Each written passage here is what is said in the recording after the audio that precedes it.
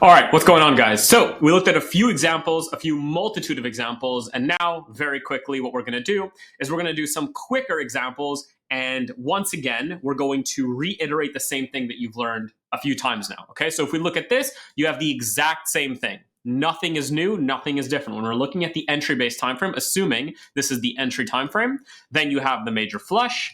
The major flush leads to an overall stage one, which is accompanied by some kind of anticipation of a higher low, right? Which makes this overall thing an accumulation right here. From there, you have fractal stage ones and stage twos, all of which overlap and align with the overall delivery of and the creation of MBs, MBs, MBs, some of which get taken out, some of which hold, some of which become validated, some of which do not. And then the move starts. And from the start of the move comes the fractal ones and twos, which make up the overall higher time frame stage two, just like that.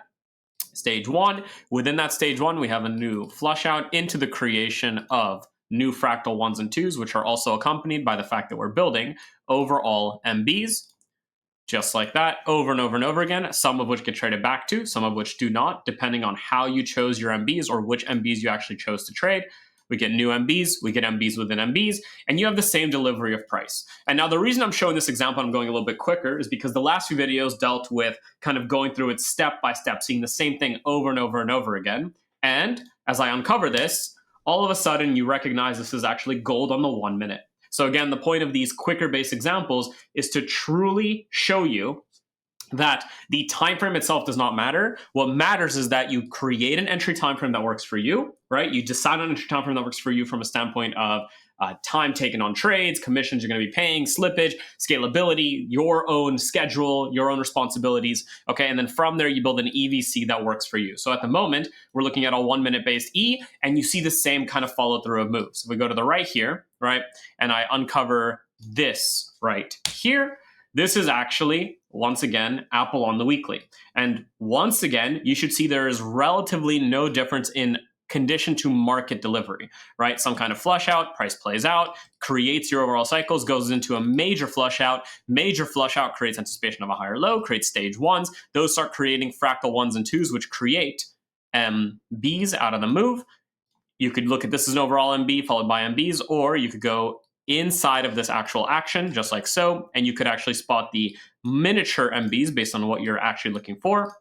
The move, as we understand, starts with some MB buildup and then the delivery, right? As the move continues, we get the delivery of fractal ones and twos and of larger ones and twos. Now, some of you wanted to look at this as the next one, perfectly fine. Due to the move that we now have access to, I'd probably assume this is the one, into the next two, into the one, into the next two, into the one, that kind of, that didn't go for a while and then started the two, into larger failure, right? Again, major failure, anticipation of a higher low, the creation of accumulation, the creation of a stage one, that leads to the creation of MBs, that leads to the creation of MBs, that leads to the creation of MBs, that leads to the creation of MBs within MBs, MBs within MBs, MBs that start to formulate on the higher side of price, so the momentum-based ones that come out of those areas and then do and can sustain for beautiful moves. And overall, you have the exact same full cycle, the exact same blueprint of price delivery through the lens of a 1 minute chart as your entry time frame. Because remember, the full cycle we're looking at right now is to think about and to do directly with the entry-based time frame to orient yourself where you are, so that you can then utilize that to know where the composite operator is, what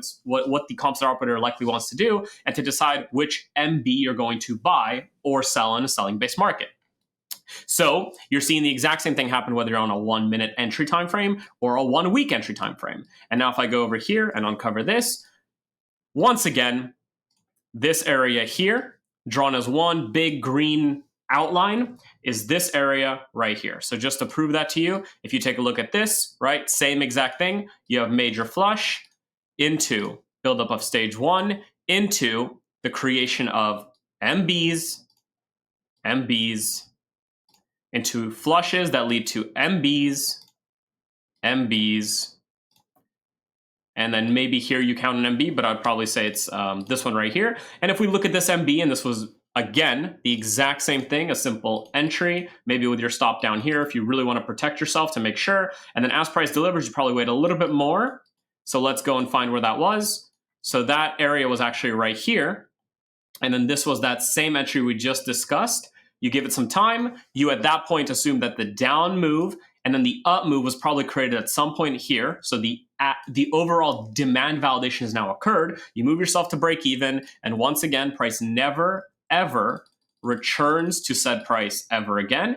And once again, off of a weekly time frame, you have the overall delivery of trend. And once again, if I ask you the same question, do you think you could find further follow-up entries within this action? A lot of you should be able to say yes and recognize you would, right? You have the intermediate, you have the mini flushes that happen here, then you have, again, major flushes or flushes that lead to overall stage ones, that lead to overall buildups of MBs, and MBs that lead to new mini flushes, right? So again, stage one creates a stage two, leads to a new stage one created by a flush, which creates new MBs, which creates new MBs, which creates new flushes that lead to new MBs.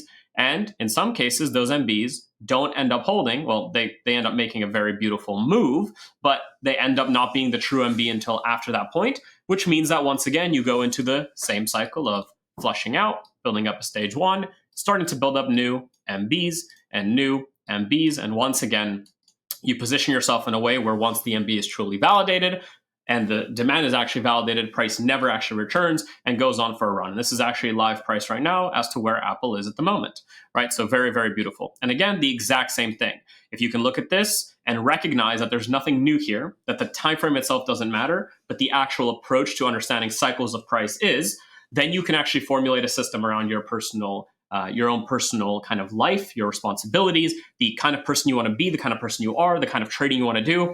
Here it is in front of you, right? And just like we showed you before, this cycle delivery right here, that entire thing was simply this area here, and then the trend goes to continue. Because when there's a true trend, and when a trend actually manifests out of a given setup, that trend may sustain itself and continue for a long, long time. Okay, to the next video.